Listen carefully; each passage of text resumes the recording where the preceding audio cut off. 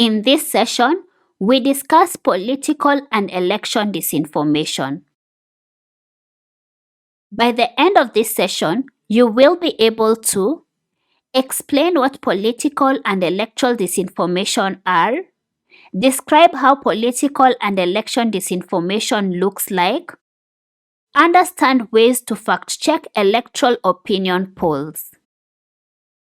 Political disinformation is the intentional use of misleading information against political candidates, parties, processes, and campaigns with the aim of influencing political outcomes.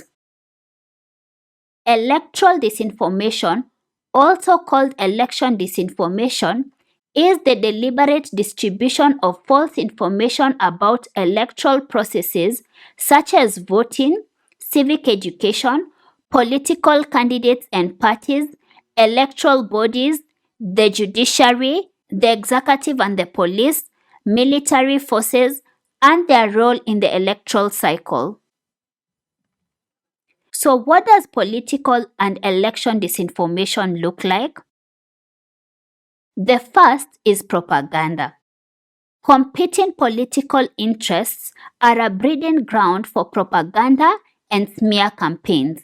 These are often designed to discredit political opponents by branding them as corrupt without any evidence, anti-religious, or any other label that will paint them as unsuitable for election. This also includes fake allegations about manifestos. During elections, there is usually a concerted effort to discredit independent institutions such as the Independent Electoral and Boundaries Commission, the National Cohesion and Integration Commission, the justice system, and the security force to portray their leadership as partisan and/or compromised. Second, we have negative ethnic stereotyping. Negative ethnic stereotyping uses coded words and ethnic stereotypes to build on misinformation and disinformation targeting ethnic communities. It capitalizes on the weaponization of preference for certain cultural practices. Why and how does political and election disinformation spread? Amani, a young Kenyan vlogger, prided herself on factual content sharing. But during the election, a video landed in her DM, grainy footage of a politician inciting violence. Fearful, she shared it, urging viewers to stay safe. Days later, the truth emerged. The video was doctored. Shame washed over Amani as hateful comments flooded her platform. Trust, her most precious currency, eroded. Devastated, she realized the true cost of disinformation, not just lost trust, but a fractured society fueled by manipulated realities. Depending on who's running for elective office and which party is sponsoring them, the stakes are often high. At the core of the scramble for power and high office are money and influence. Political disinformation actors and election disinformation actors use the same tactics and techniques. They include false information shows up in the form of doctored front pages of leading newspapers with sensational headlines and images of prominent individuals. The nature of the fake pages and stories suggest they are seeking to achieve a particular political purpose. Digital cards and news alerts are graphic images used by news publications to disseminate news highlights to their audiences.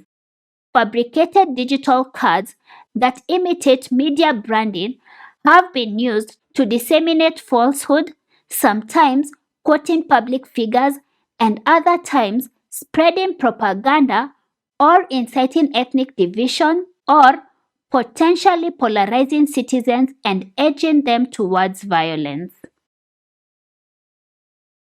Another way in which political false information is shared is through fabricated or doctored screenshots that are made to look like they were taken from the websites of legitimate news organizations.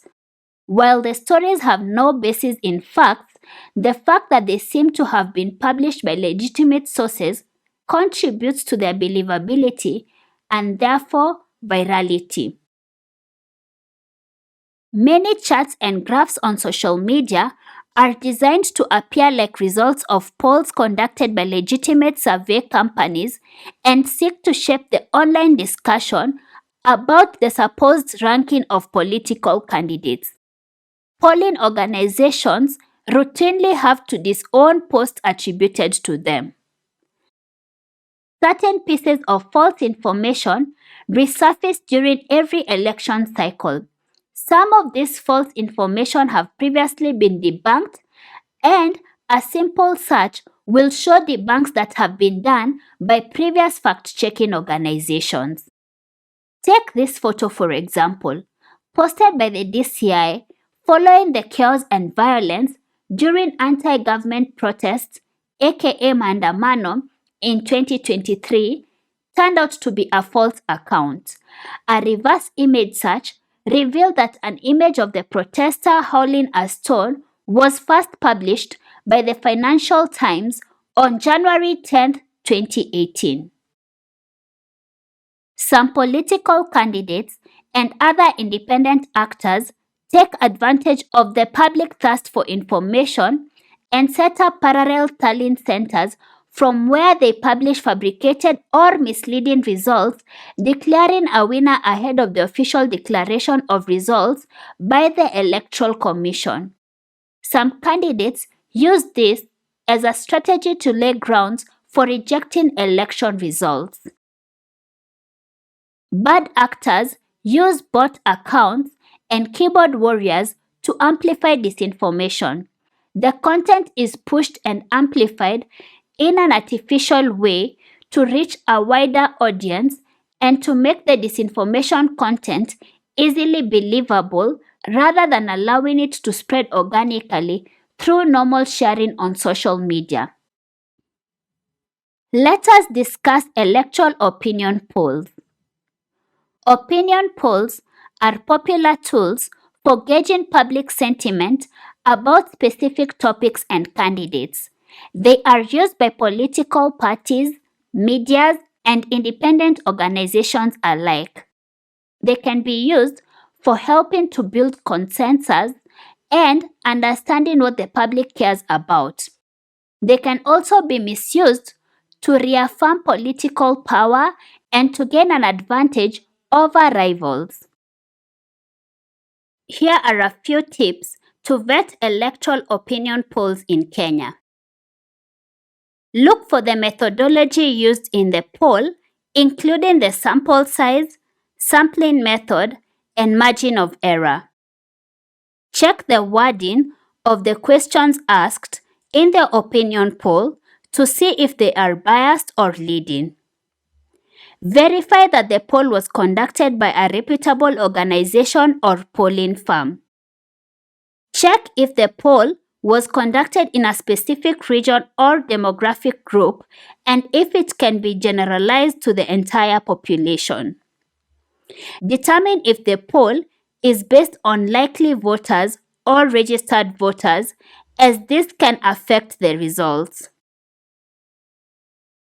Look at the dates when the poll was conducted to see if an event or news story could have affected the results. Check if the poll was conducted online, by phone, or in person, as this can affect the response rate and the accuracy of the results. Look at past performance of the polling organization to see if they have a track record of accuracy or bias. Compare the results of the poll with other recent polls on the same topic to see if they are consistent.